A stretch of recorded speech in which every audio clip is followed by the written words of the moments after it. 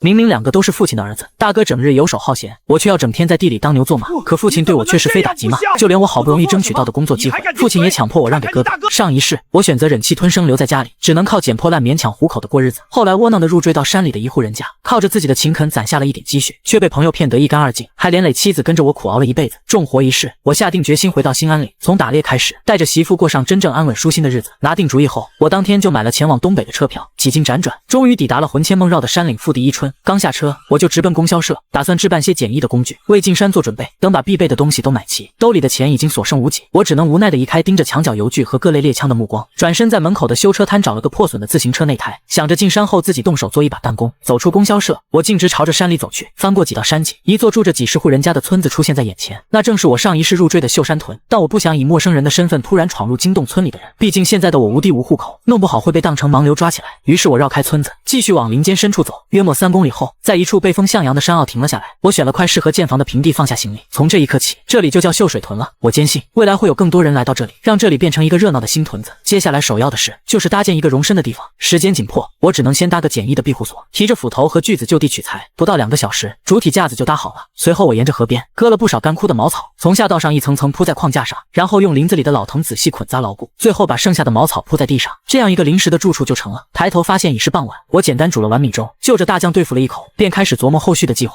这样清淡的吃食，撑不了多久就会浑身乏力。在这深山里，肉和油才是最实在的东西，我必须尽快开始打猎。另外，独自一人住在山里，想要安全有保障，就得建一座更牢固的住所。地印子的建造也得提上日程。看着床边的自行车内台，我趁着天还没黑，提着斧头在附近寻找做弹弓的材料。很快就在一棵干枯的火琉璃树上找到了几个合适的外形枝丫，用来做弹弓架子。拿着枝丫回到住处，没一会儿就做出了3把弹弓。我心里满是期待，明天能不能吃上肉，可就全靠他们了。第二天一早，简单垫了垫肚子，我就带着弹弓上山了。刚进林子没多久，就看到一只松鼠在枝头蹦跳。松鼠的肉口感不错，而且它的皮毛在国营商店还能卖个好价钱。我立刻站定身子，架起弹弓，随着啪的一声轻响，一只松鼠从树干掉落在地，4条小腿不住的抽搐。我走过去把松鼠捡起来塞进随身的挎兜，继续在林子里搜寻。没一会儿就打下了第2只。这次运气更好，我还发现了松鼠藏身的树洞，里面竟藏着不少榛子、松子和山核桃，粗略估计得有1斤多。我索性把这些坚果全都收了起来，回去用铁锅一炒，那可是难得的零嘴。整个上午我都在林子里转悠，最后一共打了6只松鼠，还掏了2个松鼠窝，收获了将近4斤坚果，也算是开了个好头。在这个日薪只有几毛钱的年代，这几张完好的松鼠皮拿到国营商店卖掉，顶得上半个月的工资。眼看时间不早，我提着满满当当的收获抄近路往住处走，没想到半路上突然惊起一只野鸡，野鸡没飞多远就落在了不远处的树枝上。我立刻拉满弹弓，又是啪的一声，野鸡惊叫着扑腾了几下翅膀，便掉在了地上。都快到家了还能有这收获，看来今天的运气确实不错。回到庇护所，我用刀子把松鼠皮一张张剥下来，用小木棍支起来晾晒，从6只松鼠里挑出2只，架在火塘上翻烤，剩下的4只用盐简单腌制后挂在火塘边熏着。没一会儿，火塘上的松鼠肉就滋滋冒油，慢慢变得金黄，浓郁的焦香扑鼻而来。我轻轻撕下一块放进嘴里，一股松子的清香瞬间在口腔中散开，外焦里嫩，一点都不柴，果然是野味里的佳品。有了这美味，这顿午饭也变得格外有滋味。吃饱喝足后，我拿起锄头和十字镐，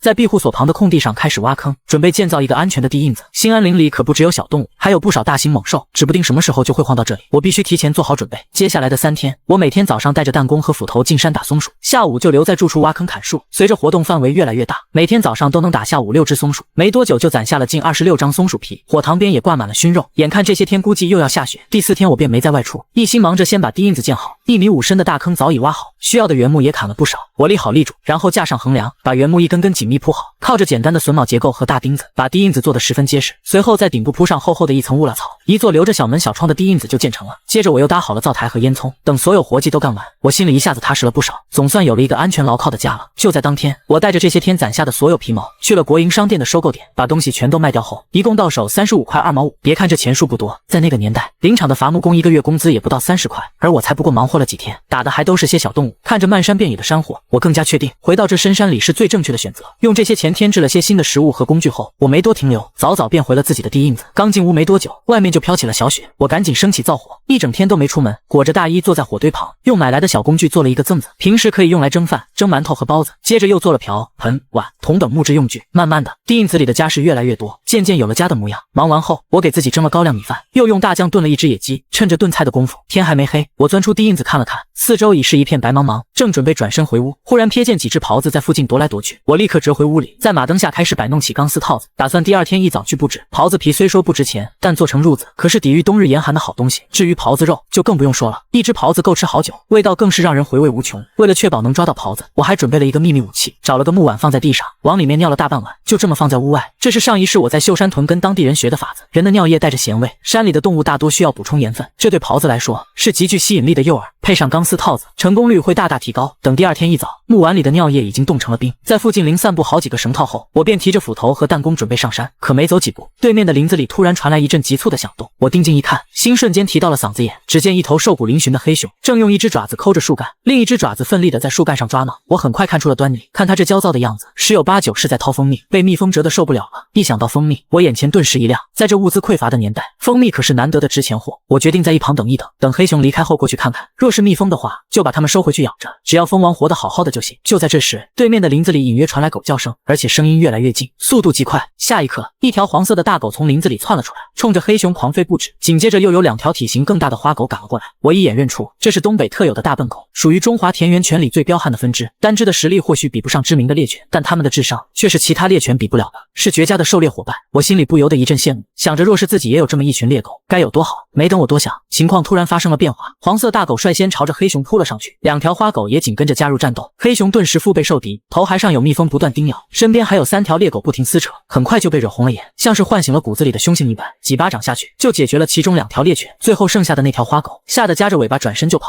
可此时凶性大发的黑熊怎会轻易放过它，立刻怒吼着追了上去，没多久就消失在了林子里。下一刻，林子里突然传来3声枪响，看来是猎狗的主人赶来了。我心里暗暗期盼猎人能一枪击毙这头黑熊，可紧接着一声凄厉的怪叫传来，我心里顿时咯噔一下，有了不好的预感，怕是猎人没打中黑熊，反倒被黑熊盯上了。愣神的功夫，一个人突然从林子里冲了出来，发狂的黑熊就在身后紧追不舍。看到这一幕，我的心提到了嗓子眼，心里暗道，这人怕是凶多吉少了。不出所料，那男子刚跑到河边，就被黑熊追了上来，熊掌狠狠一拍，他惨叫一声，整个人被掀进湍急的河水，瞬间就被冲出去老远。黑熊这才慢慢冷静下来，甩了甩脑袋，一瘸一拐地钻进了树林，直到再也看不到黑熊的身影。我不敢耽搁，忙顺着山坡快步冲到河边，沿着河岸一路追去。几分钟后，终于在河道拐弯的缓流处看到了那名男子，顾不上河水冰冷，我直接跳下去把他拉上了岸。可他已经没了动静，裸露在外的皮肤上几道深可见骨的伤口触目惊心。稍作思索，我立刻用抢救溺水者的方法对他施救。按了好长一会，男子终于吐出几口水，剧烈的咳嗽起来。我悬着的心总算放下，人算是救回来了，但他身上的伤却刻不容缓。我想起秀山屯有个赤脚医生王德明，当下便不再迟疑，背起男子就往屯子里赶。足足4公里的山路，我也不知自己是凭着一股什么劲撑下来的。推开王德明家的院门，正看见老人在院里磨菜刀，我上气不接下气的喊：“大爷，救命！”王德明见状连忙小跑过来，急声问：“这是咋的了？”说着便催我把人往屋里送。我将男子背到炕上，简单说了下事情的经过。这时王德明的老伴李树梅刚好从外面回来，凑上前一看，突然惊呼：“哟，这不是秀玉他哥秀清吗？”听到这个名字，我心里猛地一震。秀山屯只有一个陈秀玉，那是我前世的媳妇。我忍不住确认：“大娘，你说的是哪个秀玉？”“就是咱屯里的，这可是他们家独苗啊。”李树梅答道。我的心瞬间翻江倒海，前世媳妇总说她有个哥哥打猎时死在了山里，只是没想到这一世竟被我救了下来。小伙子，处理好了，养上2个月就能恢复了。王德明长舒一口气说道。而我这时全身却止不住的打寒战，想来是下河救人时受了寒，孤身一人在深山里，生病可不是小事。于是我对王德明说：“大爷，也给我开点感冒药吧。”王德明伸手摸了摸我的额头，惊呼：“好家伙，你这都发烧了！”他赶紧从药箱里拿药让我吃下，又让老伴去找干净衣服。我没要衣服，只拿了些草药和干辣椒。临走时递了50块钱给老爷子，他当时就愣住了。50块在那时可不是小数目，而且按道理来说，这钱是该陈家来付的。可我执意要留，陈家就秀清这一个男丁，他这2个月动弹不得，母女俩的日子肯定不好过。多的钱就当是我给他们的生活费。这一世我既然提前出现了，就绝不能再让陈秀玉过苦日子。回到地印子，我第一件事就是换上件干衣服，随便吃了点东西，便打算好好歇一天，早点上床睡觉。可就在准备上床时，外面传来了狍子的叫声，我心头一喜，想来是狍子中套了。我提上刀子便钻出地印子，果然看见一只大狍子在套绳处横冲直撞，拼命想挣脱脖子上的绳套。我立刻冲过去，一把抓住它，一刀扎进它的脖子，直到它没了气息。我一边烤火，一边给狍子开肠破肚，简单铲去狍子皮上的油脂，用框子绷紧晾在小棚子里，狍子肉则搬进地印子，抹上盐挂在土灶边熏着。忙活了1个多小时，总算是收拾妥当了。第二天一早醒来，我只觉得浑身轻松，感冒因及时吃药已经好了。我提上斧头，去了昨天陈秀清被黑熊袭击的地方，一来想确认树上是不是蜜蜂，二来看看那2条猎狗还有没有活着。半个多小时后，我到了河岸旁的大椴树下，果然如我所想，树上是一群东北黑蜂。接着我便看到了昨天的2条花狗和黑狗，早已没了生气，身体都僵了。我在附近找了棵大松树，挖了个坑把它们埋了，接着继续在附近搜寻。昨天陈秀清开了枪，那把枪多半就丢在这附近。顺着踪迹找了200多米后，终于找到了陈秀清掉在地上的枪，没想到竟是一把汉阳造。这枪300米内打熊绰绰有余。看着枪里仅剩的2枚子弹，又想起昨天那只受了伤的黑熊，我当即提枪顺着血迹追了过去。这一路翻了2道山梁，在一片桦树林里，我发现地上黑熊的血迹和脚印变得杂乱，显然它就在附近。我立刻打起12分精神，不确定黑熊会不会从我料想不到的地方窜出来。于是我端着枪瞄准四周，一步步小心前进。咔嚓一声，我还没走出多远，脚下的树枝突然断裂，声音不大，在寂静的林子里却格外刺耳。我神情一紧，抬枪四处扫视，只见20米开外，一头200多公斤的黑熊正躲在桦树后探出头看我，它的头部被子弹擦中，满脸是血，模样狰狞。看到我手里的猎枪，黑熊瞬间凶性大发，朝着我疯狂冲来。我强压心绪，凝神瞄准，等它绕过桦树，整个身体暴露在我眼前时，我扣动了扳机，砰的一声，黑熊头上溅起一蓬血雾，可它竟没死，反而咆哮着冲得更猛了。我二话不说，将最后1枚子弹上膛，再次开枪，谁知砰的一声爆响，枪管竟炸膛了。卧槽，完犊子了！还好没伤到自己。我急忙扔掉枪，抽出腰间的大斧，转身拼命狂奔。跑着跑着，突然觉得身后怎么没了动静，回头一看，黑熊竟栽倒在开枪的地方，没了气息。我拿着一根桦树枝，小心翼翼地凑上前捅了几下，确认它彻底死了，才摸出刀子开始处理。很快我就取出了1枚炭灰色的熊胆，是铁胆。熊胆分铜胆、铁胆、草胆，铜胆最好，但铁胆也已是难得的好东西。我又卸下2只熊掌，割了些肉条，提着那杆炸膛的汉阳造踏上了返程。1个小时后回到地印子，我先把熊胆过了沸水准备晾干，转念一想，又把熊胆装进挎兜，提着汉阳造和2只狍子腿朝秀山屯走去。好事不出门，坏事传千里。昨天陈秀清出事的消息早已在屯里传开了。中午时分，我扛着狍子腿出现在秀山屯时，立马引来不少人的目光，背后也传来不少指指点点的声音，我却毫不在意。虽然知道媳妇家的位置，可如今直接登门太过突兀，我便先去了王德明家。王德明不在，开门的是李树梅，她笑着说：“是小吕啊，你大爷不在家，快进屋坐。”我说道：“昨天套了只狍子，陈兄弟伤得重，我送点肉过来给他补补。他还在您镇吗？不在我这里了。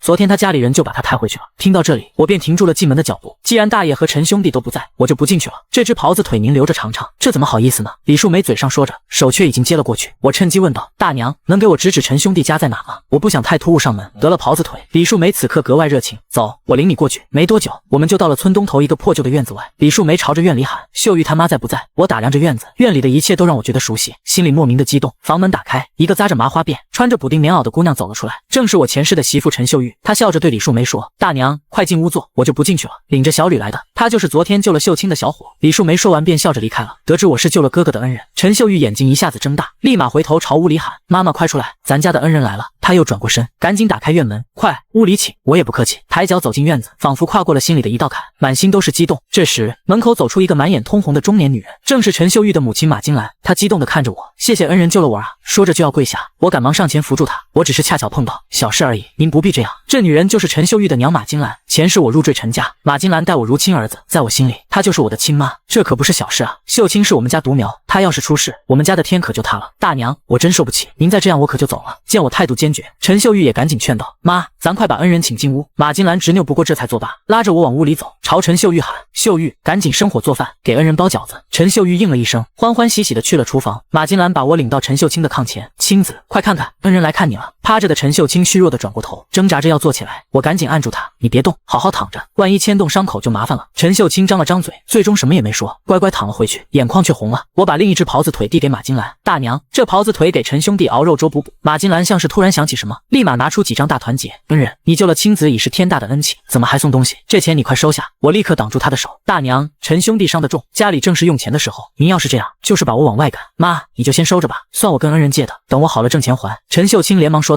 马金兰犹豫了一下，才把钱收了回去。“那行，你们聊，我去帮忙做饭。”他走后，我在炕边坐下，取下挎着的汉阳造：“今天早上我去了你昨天打熊的地方，那2条狗没了，我把它们埋在山坡的大松树下，你之后可以去看看。”陈秀清闻言，神色瞬间暗淡，眼睛又红了，可终究还是忍了忍没哭出来。“还有，这枪我给你找回来了，里面的2发子弹我用了，第2发炸膛，枪废了，不好意思。”我把枪轻轻放在炕上：“炸膛，你没事吧？”听到炸膛，陈秀清失声惊叫：“没事儿。对了，昨天我听你在林子里开了3枪，怎么后来枪也没拿？”还被熊给追了出来。陈秀清苦笑一声，讲起了林子里的遭遇。我听后不禁唏嘘，在深山里讨生活，谁也料不到会出什么意外。按常理，这个季节的黑熊被猎狗围攻，都会爬树躲避，猎人只需在远处开枪就行。可陈秀清没想到，当时黑熊正被蜜蜂围攻，根本不敢上树，反倒被激起了凶性。偏偏那只花狗临阵脱逃，还把黑熊引到了他身边。他情急之下，连第4枪都没来得及开，才酿成了这场意外。或许这就是缘分，如果不是我重生回到这里，又恰巧撞见这一幕，就不会救下他，也不会如此顺利的走进这个家。饺子很快蒸好了，马金兰给我和陈秀清各端来一大碗，快趁热吃。我连着吃了好几天野味，见了饺子顿时胃口大开，一口一个吃的香甜。可很快我就发现不对劲，马金兰只是站在一旁看着，喉咙还不住地动。我瞬间明白了什么，放下碗朝厨房走去，正看见陈秀玉在灶边添柴，锅里冒着热气，她自己却捧着一碗苞米粥喝着。他们竟是把最好的都留给了我，我心头一酸，苞米粥我也能吃，饺子你们也一起吃吧，你是家里的大恩人，哪能让你吃这个？马金兰跟了过来说道，是家里没粮食了吧？我直接打断他，没事儿，以后日子会越来越好的。说着，我从怀里掏出那枚铁胆递给马金兰，这是陈兄弟打的那只熊的熊胆，能值不少钱，熊肉还在山上，晚会我去找人给你们拉回来。说完，我便大步走了出去，留下愣在原地的一家人，看着我的背影不知该说什么。我早已把这里当成了自己的家，把他们娘仨当成了亲人，看着家里的光景，心里莫名酸楚。我暗暗发誓，一定要让这个家过上好日子。出了陈家，我又去了王德明家，此时他已经回来了，见了我连忙热情地邀我进屋吃饭，我也没客气，直接开门见山，大爷，我想请你帮忙运点熊肉到陈家。王德明性子极好，爽快答应，当即去马棚牵了马，装好架子车，便和我一起出发了。很快我们就到了那片桦树林，两人立刻忙活起来，剥皮取肉，搬运装车，没多久就收拾妥当了。大爷，接下来就麻烦你了，回去后你自己留一只熊掌和些熊肉，其他的让他们处理一下，放起来慢慢吃。哎，你不跟我一起去？王德明问。我就不去了，直接回山上的地印子。我笑了笑，不等他多说，转身便朝山里走去。王德明看着我的背影，会心一笑，念叨着多好的小伙啊，随后便驾着车离开了。刚吃了一大碗饺子，我也不急着回地印子，索性在山林里挖些野菜。4月初的新安里，除了常青的草木，放眼望去还一片萧条景象。也正因如此，枯叶间的新绿才格外显眼，一簇簇婆婆丁和小根蒜散落在各处。我没带锄头，便直接用刀子挖，期间有只松鼠凑过来，被我用弹弓直接打了下来。到了傍晚，我已经挖了一大捆野菜，足够吃上好几天了。提着野菜往回走，到地印子时天已经黑了。正要进门，不远处的林子里传来窸窸窣窣的声响，我顿时警觉起来，握紧腰间的大斧，转头看向声音传来的方向。一道黄色身影缓缓从林间走出，竟是一只满身伤痕的黄毛母狗。见只是一只笨狗，我紧绷的心才松了下来。母狗也十分谨慎，走到房子旁就停住了，定定地看着我。我猜它大概是只猎狗，受了重伤被主人抛弃了。看着它满身的伤，我心里生出一丝怜悯，随手割了几块狍子肉扔了过去。母狗警惕地后退2步，看了看我，又看了看地上的肉，迟疑了一会才凑上前，几口吞了下去。接着我取了整副狍子肝脏走到它面前，这次母狗虽依旧警惕，却没有后退，甚至还朝我摇了摇尾巴。走近了我才看清，它身上除了不少疥血，还有各种深浅不一的爪痕和齿痕，有的已经结痂，有的还在渗血，显然在山林里独自活了很久，而且没少和野兽搏斗。更让我在意的是，它的腹部缀着鼓胀的奶子，应该是刚生了狗崽，还在哺乳期。我把肝脏放在地上推到它面前，它看了看我，有那些肝脏上嗅了几下，叼起肝脏转身就钻进了林子。天已经黑了，不方便进山，我只好暂时打消了跟上去的念头。以我对狗的了解，它在这里吃过一次，大概率还会再来，以后有的是机会，当下便不再多想。我钻进地印子，简单吃了晚饭，便开始处理熊肉，忙活了1个多小时，总算把熊掌的毛拔干净，也炼好了熊油。虽然只装满了之前装油的罐子，却也够吃10天半个月了。第二天一早，我被屋外的哼哼声吵醒，开门一看，顿时笑了。3只刚睁开眼的狗崽子正在地印子前的空地上打闹，一黑一白，还有一只花的，胖嘟嘟的，十分可爱。那只黄毛母狗就安静地趴在一旁，舔舐着自己身上的伤口。没想到我心心念念想要的猎狗，竟自己带着崽子送上门了。这母狗看着资质就不错，满身的伤痕说明它搏斗经验丰富，等养好伤，肯定是一只得力的猎狗。我也不小气，直接用斧头斩下一段熊肉，走到母狗面前。见我出来，母狗连忙起身摇了摇尾巴，围着我嗅了嗅，还伸出舌头舔了舔我的左手。我轻轻摸了摸它粗糙的皮毛，把熊肉递了过去。母狗没有立刻叼走，而是后退2步，偏头看了看我，直到我把肉放在草地上，它才上前叼起走到一旁。3只狗崽子也笨拙地跑过来，围着熊肉嗅了嗅，张开稚嫩的嘴巴开始撕咬舔舐。我细看母狗的伤口，看痕迹是被野猪的牙齿划伤的，伤得挺重，于是便打算去王德明家弄些药回来。还没进村，我就看见王德明正在地里打理玉米茬和杂草，连忙上前说明情况。老爷子听后先是一惊，随后连连称赞，那可是条好狗啊。我愣了一下，这才知道这狗还有断不一般的故事。现在我知道了，这只狗叫元宝，原本是村里头号猎手刘炮家的，跟着刘炮猎杀过不少大型猛兽。可3年前，刘炮意外被山里的熊大拍死了，手下的猎犬只有元宝活了下来。元宝回家后便不吃不喝，总想着往外跑。刘家本想把它卖掉，可就在买主来领狗时，他咬断绳子跑了。等找到时，发现他正趴在刘炮的坟前。刘家人感动于狗和主人的感情，便断了卖狗的念头，让他陪着刘炮。起初还会上山投喂，可后来日子越过越艰难，便渐渐顾不上了。没想到他竟在坟边刨了个土洞活了下来，成了没有主人的野狗。真是没想到，这狗居然会主动去找你，你们这是缘分啊！王德明看着我说。听了老爷子的话，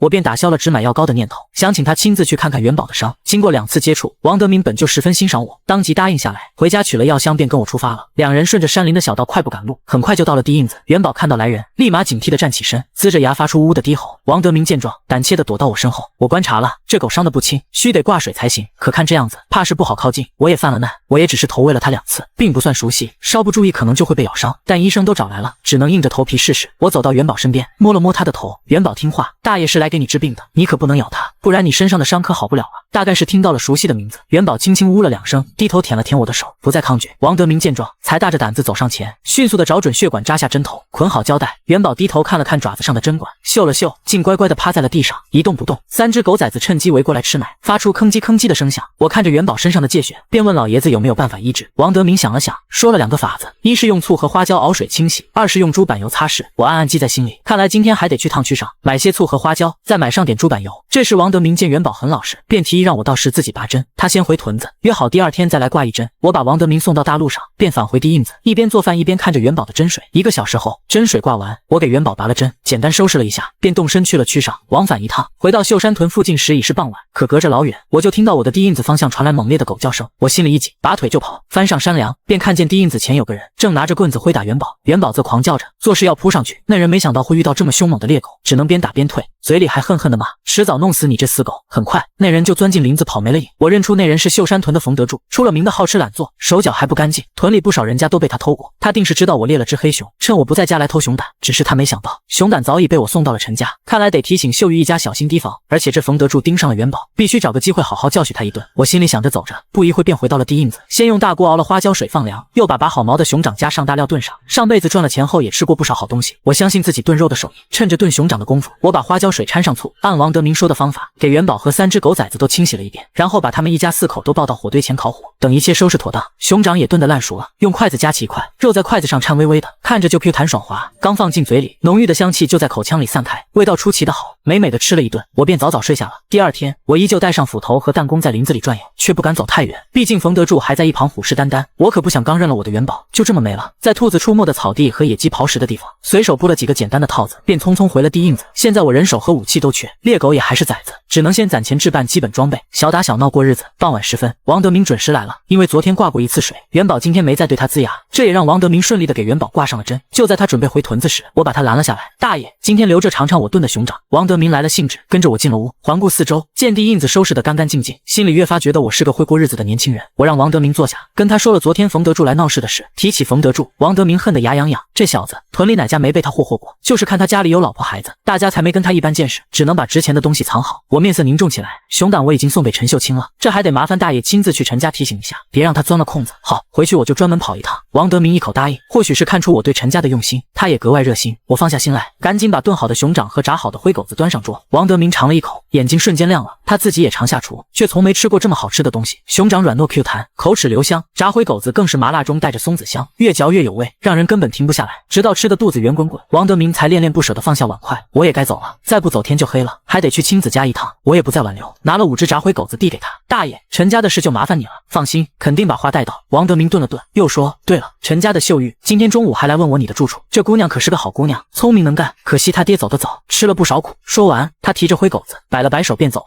我笑了笑，目送他的身影消失在拐弯处，才返回地印子。晚上躺在床上，我心里满是陈秀玉的样子，这一世陈秀清没事，我也就没必要入赘了。堂堂正正把陈秀玉娶过来，好好照顾她，才是一个男人该有的责任和担当。接下来的几天，我都没走远，就在地印子附近的山林里打理部下的套子，打些灰狗子，掏些留存的坚果，始终保持在能听到元宝叫声的范围内。我一直担心冯德柱再来，可抓不到现行，也没办法治他的嘴。这段时间里，元宝身上的疥癣渐渐消了，长出了新的黄毛，看上去比之前精神了不少。一晃5天过去，就在我以为冯德柱不会再来时，意外还是发生了。早上上山没多久，我就听到了元宝的咆哮声，当即掉头往回跑，跑到地印子对面的山坡上。我看清了下面的情况，冯德柱鬼鬼祟祟地摸到地印子旁，还没等靠近，元宝就迎了上去，露着牙低吼。冯德柱提着棍子，一边小心提防，一边从包里拿出个东西，系上绳子扔到元宝面前。我一眼就看出他想钓狗。所谓钓狗，无非就是在食物里藏了铁钉或钩子，狗一旦吞下，他便使劲拉拽绳子，里面的东西一旦卡住狗的喉咙，到时连叫都叫不出来。我见状不由心头一紧，加快脚步往山下冲。幸好元宝对冯德柱扔来的东西理都不理，只是冲着他越叫越凶，还放低身形慢慢靠近，随时准备攻击。冯德柱无奈，只能扬起棍子敲打驱赶，可元宝丝毫不惧，灵活地躲开棍子，还瞅准了个机会，一口咬住他便不放。冯德柱一下子慌了，立马扔掉棍子，捡起地上的石头就要砸。就在这时，我赶到了近前，拉开弹弓，啪的一声，石子精准射中他的小腿。元宝像是接收到指令，立刻凶狠地扑上去撕咬。我赶紧喝止，元宝，快住口！听到我的声音，元宝听话地后退2步，却依旧龇着牙盯着冯德柱，发出呼噜呼噜的威胁声。我松了口气，几步走到冯德柱面前，抬手就给了他几个耳光。冯德柱，别以为我不知道你想干嘛，偷熊胆是吧？觉得我一个外乡人好欺负是吧？我看你是找死，你给我记着，我啥都没有，就一条烂命。你要是再敢来，我不介意弄死你，大不了跑路就是了。冯德柱从没见过这么狠的人，知道我不是开玩笑，刚才若是敢慢一步，他恐怕就没命了。当即跪在地上连连求饶，是我一时糊涂，不该打熊胆的主意，以后再也不敢了。说完，他爬起来，一瘸一拐地钻进林子跑了，